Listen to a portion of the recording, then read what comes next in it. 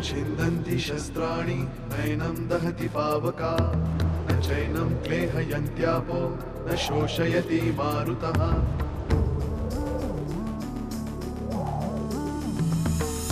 दिवसामागुणरात्र धावते सकाळ संध्याकाळ सूत्रधार जो या साऱ्याचा नामतयाचे काळ काय तयाच्या मनात दडले नकळे कधी कुणा क्षणात होते संभव सारे क्षणापूर्वीचे असंभव असंभव असंभव असंभव सुलेखाशी लढू शकतेस, पर्याय इंदुमतीशी नाही. इंदुमतीला काळ बी रोखू शकला नाही. तुझ्या पोरीचं काय करून ठेवन तुला बी कळायचं नाही.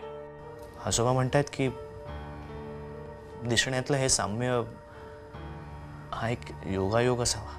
मी काहीच करणार नाहीये वझलवार. जे काही करायचंय ते तुम्हालाच करायचंय. म्हणजे तो नागेश बल्लाळ आहे, तो काकांच्या विश्वासातला माणूस आहे. पण यावरून असा अर्थ कसा काय काढणार आपण की पूर्वजन्मातला भालचंद्र तो नाही? बरोबर आहे तुझं, पण सध्या तरी आपल्यासाठी तेच महत्वाचं आहे.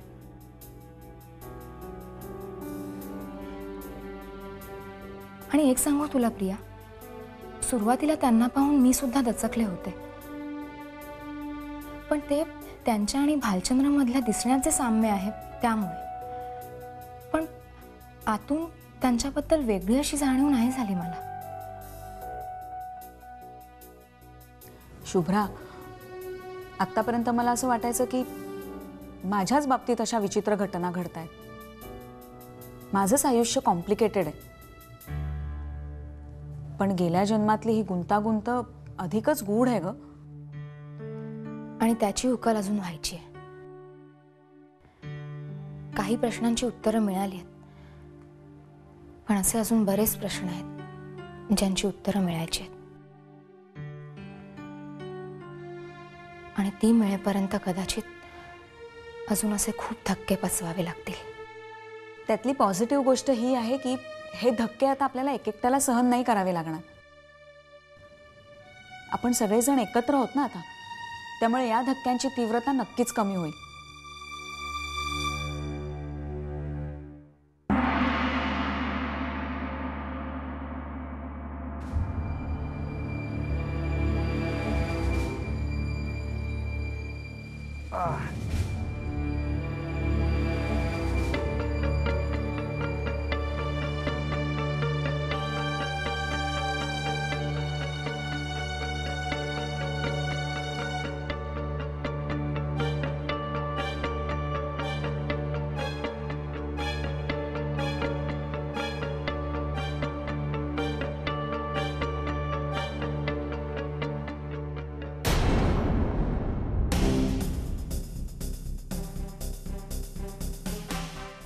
पवार भाई, ए शिंदे, मोहिते, अरे कोण आहे?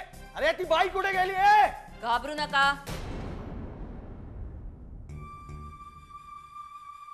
पळून गेले नाहीये मी. ओ हे बघा बाई. शांत व्हा.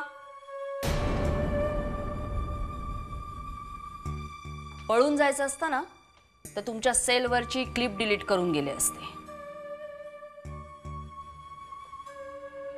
विश्वास ठेवा, डिलीट केलेली नाहीये.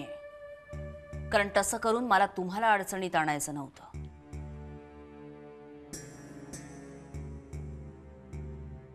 हे काय चाललंय बाई? चमत्कार दाखवल्याशिवाय लोक नमस्कार करत नाहीत. म्हणून मानसिक शक्तीचा चमत्कार दाखवण्याची ही एक झलक होती. पण मी इथं आत जगाच्या पाठीवर कुठेही नेऊन सोडून दिलं असतं तुम्हाला. पण मला तुम्हाला अपाय करायचा नव्हता. तुमचा फक्त विश्वास बसायला हवा होता मला. विश्वास बसला नसेल तर सांगा. अजूनही काही चमत्कार आहे, करून दाखवते विश्वास बसेपर्यंत.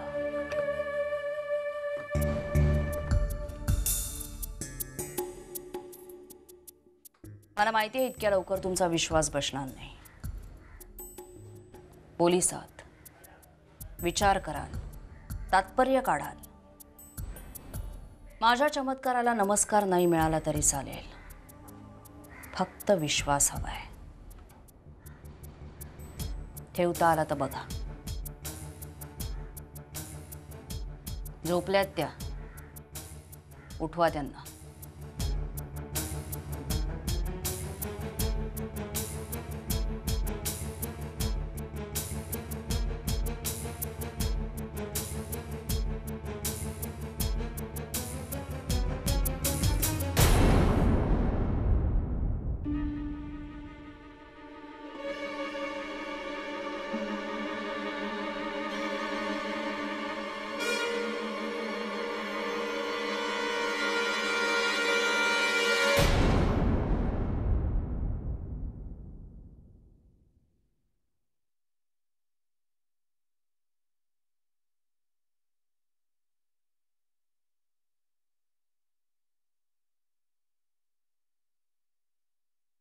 दिवसभर डोक्यात तेच विचार चालू असतात. रात्री तरी डोक्याला शांतता मिळू दे. तुला माहिती आहे शुभ्रा, एखादा कोड, एखादा प्रश्न मला स्वस्थ नाही बसू देत. आणि हा सामान्य प्रश्न नाहीये, याचा माझ्या मागच्या जन्माशी संबंध आहे. हे बघा, आत्तापर्यंत आपण त्या गीतेतल्या श्लोकापर्यंत येऊन अडकलो होतो. पण आता तुम्हाला समजलंय त्या श्लोकातून महादेव आजोबांना काय सांगायचं होतं किंवा काय इशारा द्यायचा होता. ते कळले म्हणूनच तर डोक्याला स्वस्थता नाहीये.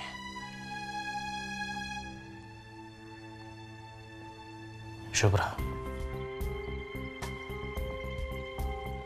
महादेव आजोबांची ही कोडी क्लिष्ट आहेत, अवघड आहेत, कारण ती खजिन्यासंबंधी. सहजासहजी तो कोणाच्याही हातात सापडू नये म्हणून.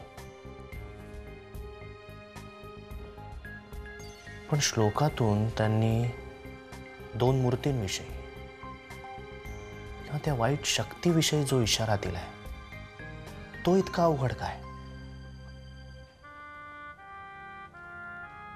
त्यांच्या पुढच्या पिढीचं रक्षण व्हावं ही जर त्यांची इच्छा होती तर मग तो सहज सोपा कुणालाही समजेल असा का नाही? कदाचित त्यांना जे काही सांगायचं आहे ते वाईट शक्तीचा वापर करणाऱ्यांना कळू नये अशी त्यांची इच्छा असेल.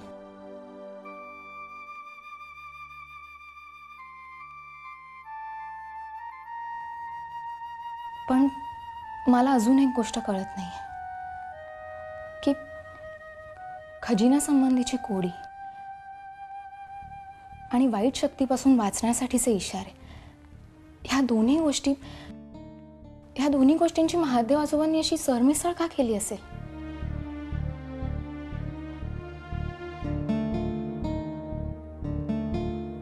म्हटलं तर या दोन वेगवेगळ्या गोष्टी आहेत.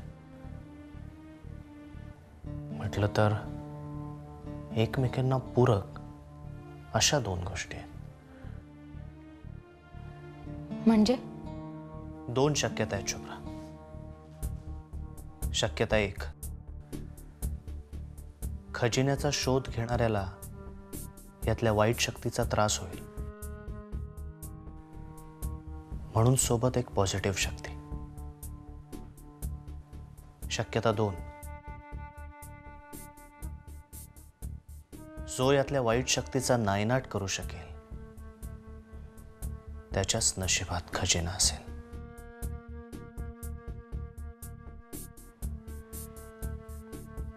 तुम्हाला महादेव आजोबा आठवले ना की सगळी कोडी सुटतील.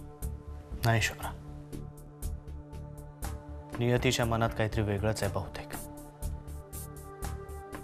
आदिनातलाच ही कोडी सोडवावी लागणार आहे. त्यासाठी करावा लागणारा संघर्षच मला महादेव आजोबांपर्यंत घेऊन जाईल.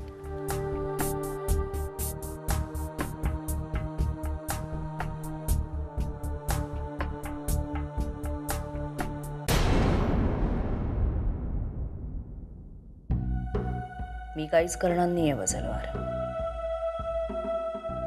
जे काही करायचंय ते तुम्हालाच करायचंय, तुमच्या मनाविरुद्ध आणि माझ्या मर्जीनुसार. डिलीट केलेली नाहीये, कारण तसं करून मला तुम्हाला अडचणीत आणायचं नव्हतं. मनीषा ही सुलेखाची जिवलग मैत्रीण होती. निखिल तिच्या बहिणीचा सावत्र मुलगा होता आणि बाळकाका तिचा सख्खा मेहुणा. ती सुलेखा आहे. साहेब, नाही म्हटलं, काल सकाळपासून आलायत, रात्रभर कामही करताय. जरा आराम करा, नाहीतर अशाने आजारी पडाल तुम्ही. हा, नाही म्हटलं, जरा आराम करा ना साहेब.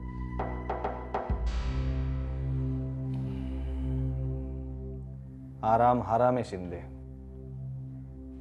आणि इतक्यात आराम नाहीच. आता तर खरी सुरुवात आहे.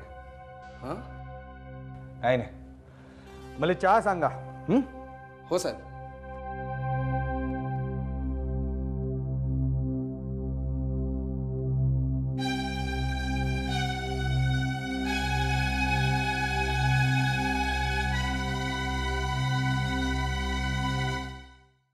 इन्स्पेक्टर वजलवार बोलतो.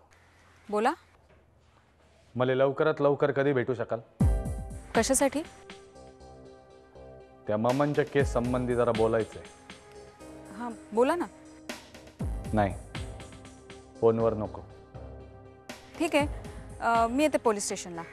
नाही, पोलीस स्टेशनला पण नाही. का? ही पोलीस केस जरी असली तरी सगळ्या गोष्टी पोलीस स्टेशनमध्ये नाही करता येत. जबानी आणि उलट तपासणी या पलीकडे पण काही गोष्टी असतात. मी ठिकाण आणि वेळ तुम्हाला SMS करतो. शक्यतो वेळेवर पोचा. ठेवतो.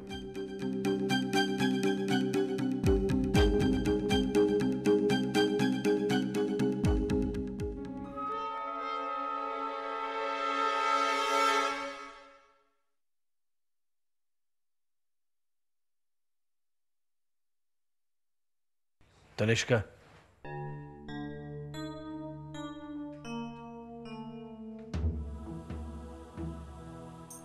पियू वसईच्या वाड्यावर जाण्याचा हट्ट धरते. वाड्यावर कशाला? आठवण आली म्हणते. विराज, तिने कितीही हट्ट केला ना तरी तिला वाड्यावर घेऊन जाऊ नकोस. तिच्यासाठी खूप रिस्की येते. विराज, त्या दिवशी तिला जो काही त्रास झाला तो वाड्यावर जाऊन आल्यामुळेच झाला. तिच्या गतजन्मातल्या आठवणी त्या वाड्याशी संबंधित आहेत आणि त्या त्रासामुळे त्या दिवशी तिने मलाही ओळखलं नाही. तिला पुन्हा त्रास होऊ नये म्हणून त्या दिवशी मी तिच्यावर काही उपाय केलेत. आणि तू जर तिला पुन्हा वाड्यावर घेऊन गेलास तर ते सगळे उपाय निकामी होतील. आणि पियू जर पुन्हा ट्रान्समध्ये गेली ना, कदाचित ती त्यातनं परत नाही येऊ शकणार. मला माझी पियू हवी आहे विराज. तिला या सगळ्याची झळ लागता कामा नये. ठीक आहे तनिष्का, डोंट वरी. पियू नाही जाणार वाड्यावर.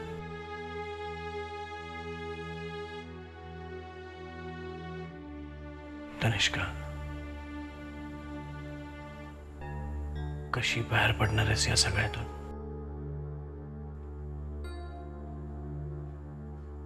मी काय मदत करू तुझी? मला कोणीच मदत करू शकणार नाहीये विराज. हे सगळं माझं मलाच निस्तरावं लागणार आहे. पण मी काही केलं नाहीये याची तुला खात्री आहे, हेच माझ्यासाठी खूप आहे. माझी काळजी नको करूस. पियूला सांभाळ. माझ्यासाठी पियू जास्त महत्वाची आहे. तिच्याकडे लक्ष दे विराज. तुला पुन्हा सांगते विराज, तिला कुठल्याही परिस्थितीत वाड्यावर घेऊन जाऊ नकोस प्लीज. ठीक आहे तनिष्का. तनिष्का, अशा परिस्थितीतही तू स्वतःचा समतोल ढळू दिला नाहीस. खूप मोठी गोष्ट आहे. सगळ्यांनाच साध्य होत नाही ती.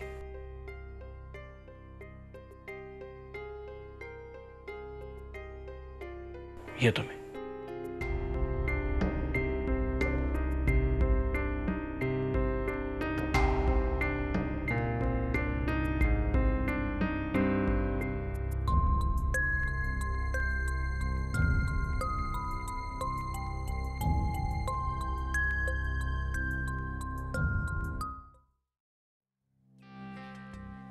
सॉरी, मला जरा उशीर झाला.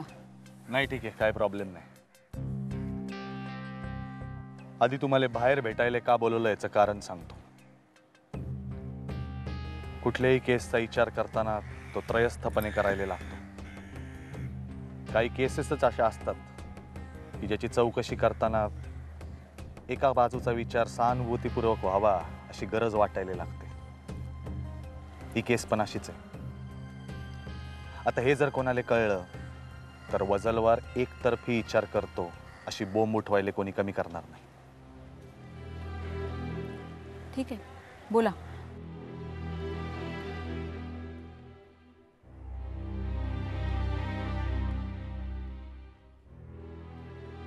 तुमची मम्मांच्या केस संबंधात पहिल्यांदा जेव्हा जबानी घेतली तेव्हा तुम्ही एका नावावर सतत आरोप करत होते, सुलेखा राऊत.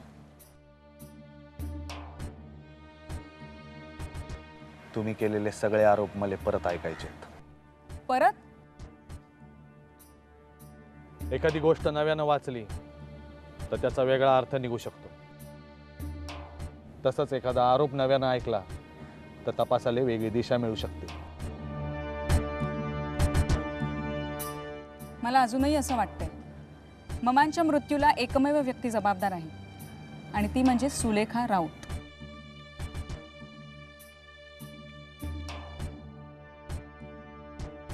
कारण ममा जाण्यापूर्वी त्यांनी मला फोन केला होता. त्या म्हणाल्या की संतापाच्या भरात सुलेखाने त्यांच्यासमोर सगळ्या पापांचा पाढा वाचून दाखवला आणि त्यांनी त्यांच्या सेलवर तो रेकॉर्ड केला.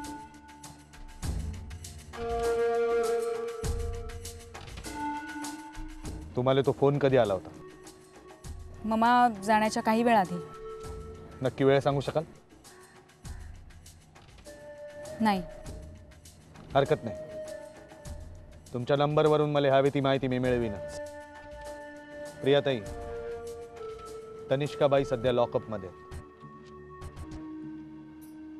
तरी पण ती क्लिप पुन्हा पुन्हा बघून काहीतरी घोळे असं वाटतंय. या प्रकरणात जसं दिसतंय त्याच्या पलीकडे काहीतरी आहे. काहीतरी दुसरं कारण किंवा दुसरी एखादी व्यक्ती. सुलेखा राऊत बद्दल आणखी काय सांगू शकाल? तिचा प्रयत्न जर फसला नसता तर आज प्रिया शास्त्री तुमच्या समोर उभी नसती. म्हणजे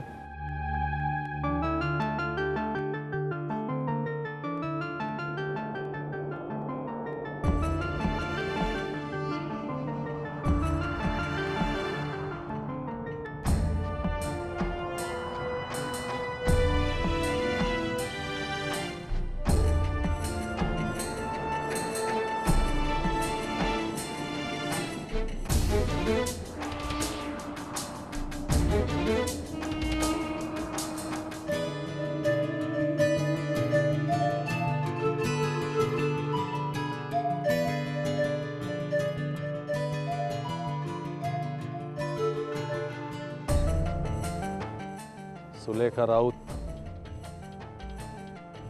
आता तुम्हाला एकदा भेटलंच पाहिजे.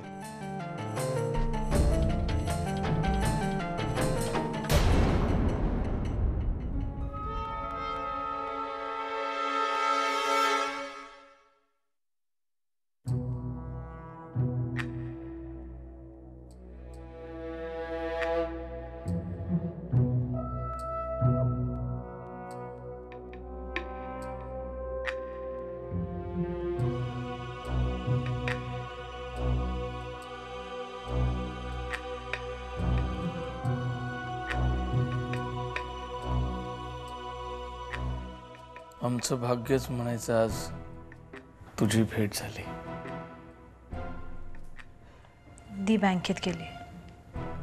असू दे. आज तुझ्याच भेटीचा योग होता असं म्हणावं लागेल. कशी आहे तब्येत आता? ठीक आहे, मला काय झालंय?